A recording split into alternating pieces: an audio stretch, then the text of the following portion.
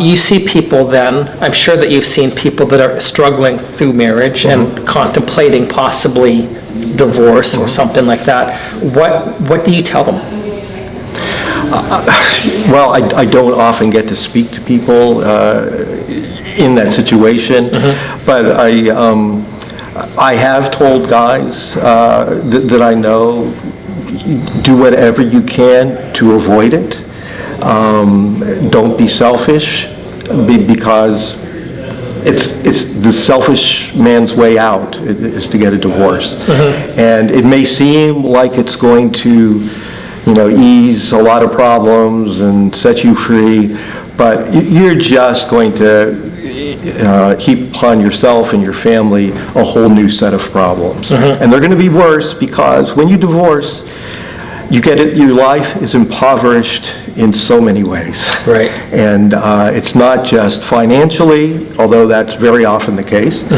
It's, emotionally, your whole family, not just your immediate family, but, your wife's family and your own family, all of a sudden they're thrown into some measure of chaos, because all these relationships are now jeopardized or ended or stretched or whatever. And you have no idea of the damage that you inflict by divorcing. On the other hand, I tell people that have, stick it out and have good, strong marriages, they have no idea of the good that they do by just being faithful to their spouses and loving each other and loving their families. I mentioned a few minutes ago about the family that my young son used to visit, right, and how it had an impact on him. Yeah. Well, a few years ago, I took them out to lunch and I said, do you know what an impact your marriage had on my marriage? They had no idea what was going on, right, as in my life as a divorced man. But because of the way they were living their life, that goodness, that faithfulness, unbeknownst to them, cascaded into my life through my son. Right. And made a big impression, and ultimately was one of the key things that helped me to want to put my marriage back together again. Wow. So do you think then, in light of what you're saying, divorce laws in America, is it too easy to get divorced? Absolutely. Are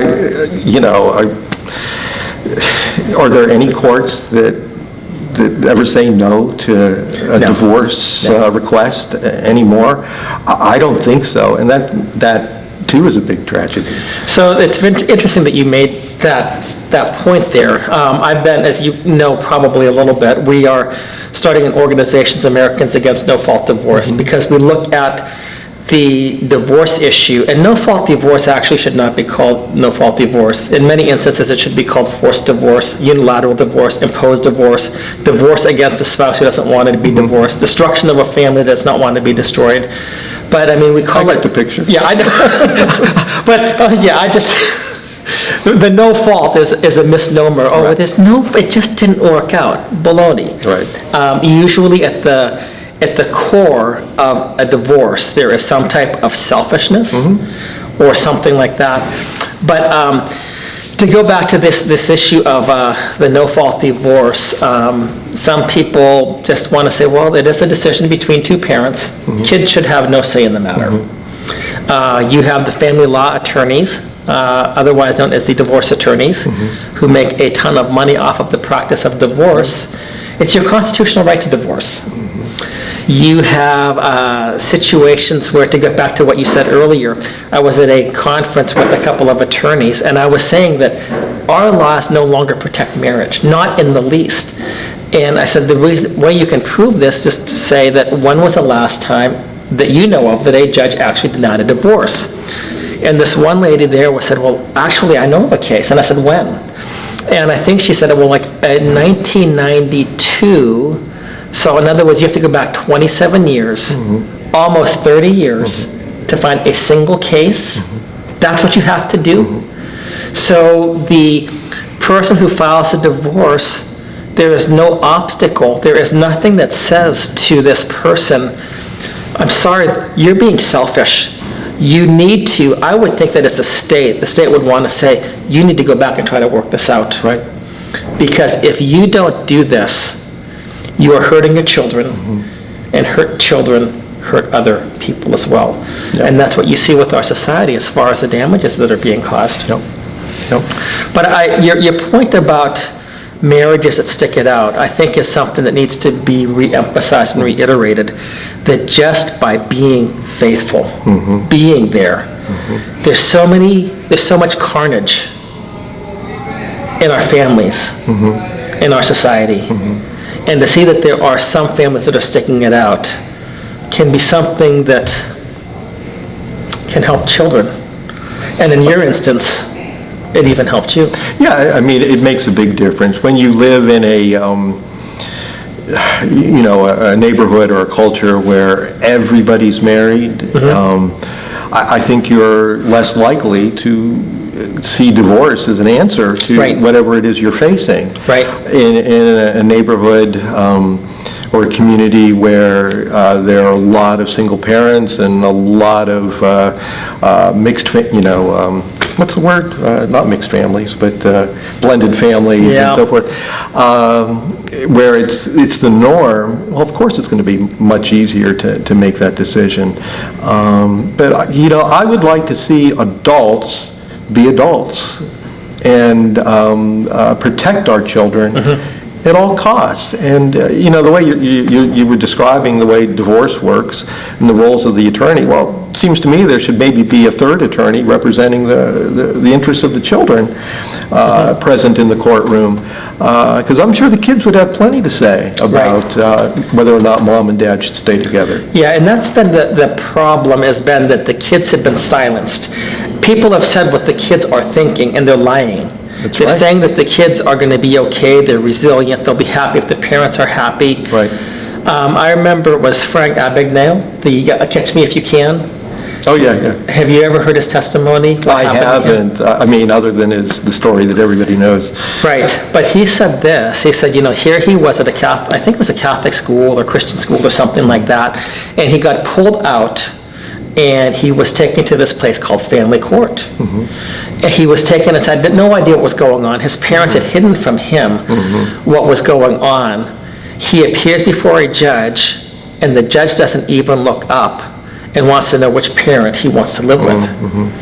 And he said, I cried.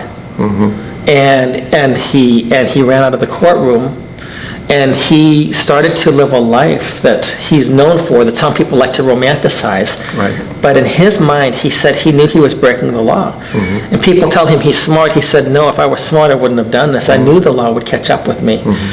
But from the moment that he did this, when he ran away, because his parents were getting divorced, he never saw his dad again. And he was sitting in prison, and he was thinking about his father. He used to say that his father would come into the room and whisper into the kids' ears at night, I love you, and everything else. This is what he did every single night. Big man, but he would just whisper, I love you, I love you, I love you. And he was sitting in a jail in France, I believe it was, and he was saying, I want to come home and tell my dad I'm sorry. And while he's sitting in there, unbeknownst to him, his dad slipped down the steps and was killed. Wow. Never saw him again. It was, I think, 7 years before he saw his mother. But you wonder about a life of a person that sometimes gets involved in criminal activities. They drop out of school. They live a life that's very difficult. And I think wrongly, we sometimes focus on the child instead of what did the parents do. Or the divorce attorneys that maybe inflame the situation, that cause a divorce, what did they do? Or the laws in our state that says, why did you allow this to happen? It almost seems like there's a conspiracy in a sense, or something that's evil and wicked that's hurting our children. Yeah, and it continues beyond the divorce issue. It's the whole issue of surrogacy. It's where a child no child deserves to be born into the world that way. And often, children being produced for gay couples or lesbian couples, there's always the parent of the opposite gender who's absent, a total phantom in a kid's life. And I know for those who were born through surrogacy, maybe to single moms or whatever. Every day of their life, they wonder what my dad is like. I wonder if he ever thinks of me. Right. And they carry that well into adulthood, Right. probably to the grave. Yeah, and there's a lot of times that you hear of people saying, why did you leave me?